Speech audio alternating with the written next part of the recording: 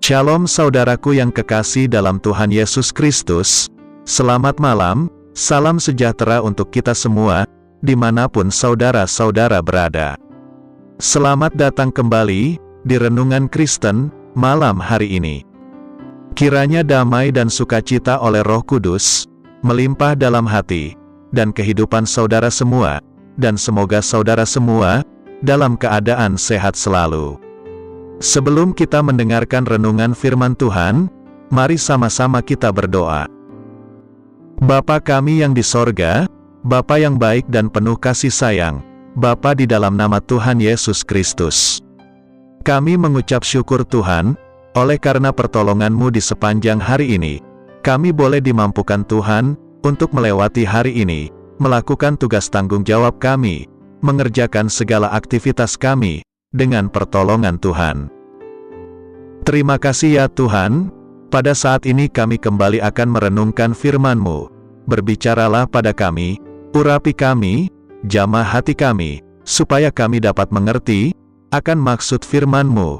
Terima kasih Tuhan, dalam nama Tuhan Yesus Kristus, kami berdoa. Amin.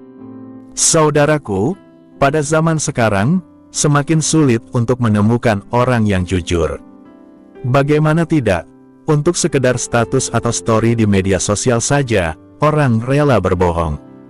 Dalam bisnis pun, banyak sekali penipuan lewat SMS, maupun media sosial yang ada. Hal tersebut menjadi sebuah kewajaran, di dalam dunia sekarang ini. Bahkan sampai ada pernyataan, bahwa orang yang jujur akan hancur. Namun bagi orang yang percaya kepada Tuhan, kejujuran adalah kunci kebahagiaan hidup. Sebelum kita belajar bahwa kejujuran adalah kunci kebahagiaan hidup, kita perlu tahu bahwa kejujuran bukanlah sekadar moralitas, namun kejujuran adalah sebuah identitas. Moralitas merupakan nilai-nilai yang dipandang baik atau buruk secara umum. Kejujuran termasuk kepada nilai moralitas yang baik. Namun, bagi orang Kristen, kejujuran bukanlah sekedar nilai moralitas yang baik. Kejujuran adalah identitas kita sebagai anak Tuhan. Kejujuran adalah tanda kita sebagai anak Tuhan, sebab jika kita berbohong, kita adalah anak iblis.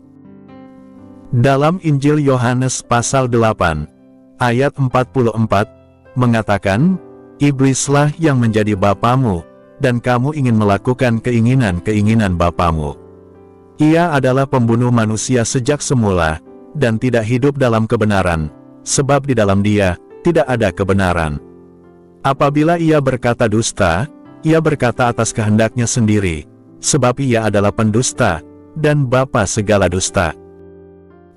Ayat ini dengan tegas mengatakan, bahwa jika kita berdusta, maka kita sedang melakukan keinginan iblis. Bahkan lebih dalam dari itu, dikatakan, bahwa bila kita berdusta, maka iblis adalah bapa kita. Dengan kata lain, bahwa dengan berdusta, kita menjadi anak iblis. Sebaliknya, bila kita hidup jujur, kita adalah anak Tuhan. Kejujuran adalah keinginan atau kehendak Tuhan. Dengan melakukan kehendak Tuhan itulah, maka kita bisa mendapat kebahagiaan yang sejati. Seperti ayat firman Tuhan, dalam kitab Mazmur pasal 32, mengatakan, manusia yang berbahagia, adalah manusia yang kesalahannya diampuni, dan yang tidak berjiwa penipu. Dalam kitab Mazmur pasal 32, ayat 2, mengatakan, berbahagialah manusia, yang kesalahannya tidak diperhitungkan Tuhan, dan yang tidak berjiwa penipu.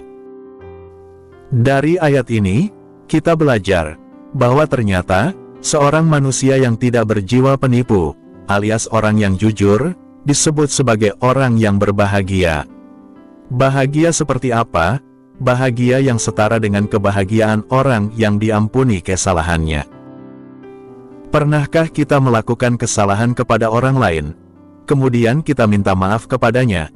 Dan ketika kita minta maaf, ternyata orang tersebut berkata, bahwa dia bersedia memaafkan, serta tidak mengingat lagi kesalahan kita. Bagaimana perasaan kita? Sudah pasti, kita akan merasa bahagia, bukan? Seperti itu pula lah kebahagiaan orang yang jujur. Kenapa orang jujur akan berbahagia? Pertanyaan itu mungkin muncul dalam benak pikiran kita. Nah, berikut beberapa alasan mengapa orang yang jujur akan mengalami kebahagiaan dalam hidupnya. Yang pertama, karena Tuhan akan melindunginya. Dalam kitab Mazmur pasal 37, ayat 14 dan 15, mengatakan, orang-orang fasik menghunus pedang, dan melentur busur mereka, untuk merobohkan orang-orang sengsara dan orang-orang miskin, untuk membunuh orang-orang yang hidup jujur. Tetapi pedang mereka akan menikam dada mereka sendiri, dan busur mereka akan dipatahkan. Dan kitab Amsal pasal 2, ayat 7, mengatakan, ia menyediakan pertolongan bagi orang yang jujur, menjadi perisai bagi orang yang tidak bercela lakunya. Dua ayat Alkitab ini menguatkan iman kita bahwa orang yang jujur akan mendapat perlindungan dari Tuhan. Bukankah ini merupakan suatu kebahagiaan bila kita tahu Tuhanlah yang melindungi kita? Orang yang jujur memang tidak lepas dari permasalahan, bahkan bisa saja akan semakin banyak orang yang memusuhinya karena kejujurannya.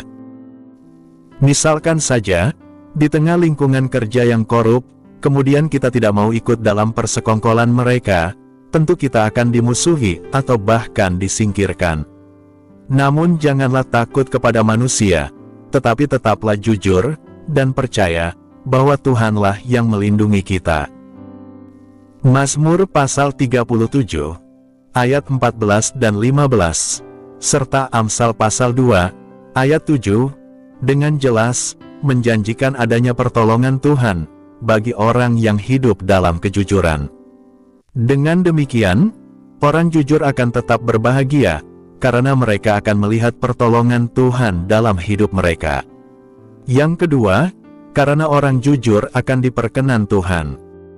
Dalam kitab Amsal pasal 15, ayat 8, mengatakan, korban orang fasik adalah kekejian bagi Tuhan, tetapi doa orang jujur dikenannya. Dan dalam kitab Amsal pasal 3, ayat 32, mengatakan, karena orang yang sesat adalah kekejian bagi Tuhan, tetapi dengan orang jujur, ia bergaul erat. Selain memperoleh pertolongan Tuhan, sumber kebahagiaan orang jujur adalah perkenanan Tuhan. Siapa yang tidak mau mendapat perkenanan Tuhan? Orang yang berkenan kepada Tuhan adalah orang yang istimewa, di mana dikatakan bahwa Tuhan bergaul karib dengan orang yang demikian.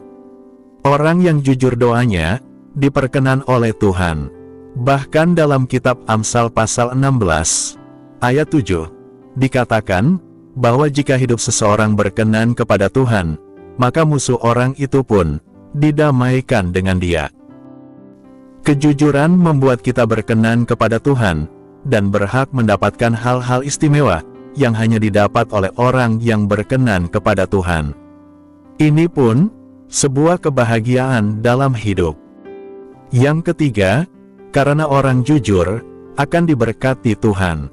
Dalam kitab Amsal pasal 2, ayat 21, mengatakan, karena orang jujurlah akan mendiami tanah, dan orang yang tak bercelalah yang akan tetap tinggal di situ.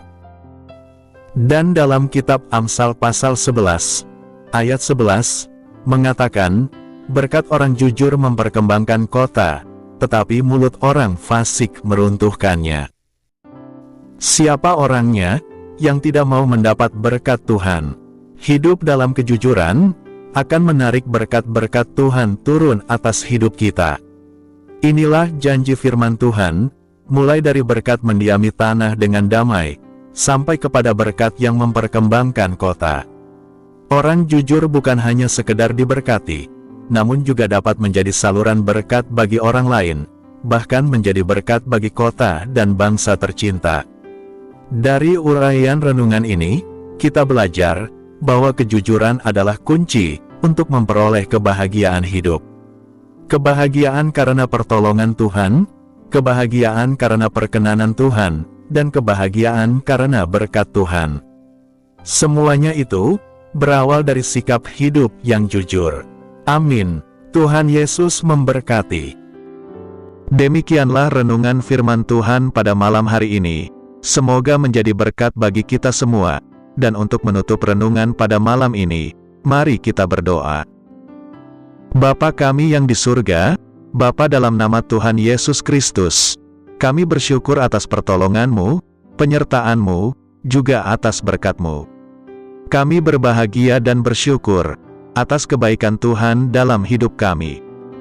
Terima kasih buat penyertaan Tuhan di sepanjang hari yang telah kami lewati, hingga pada malam hari ini, kami boleh bersyukur lagi di hadapan Tuhan, melalui doa dan renungan pada malam hari ini.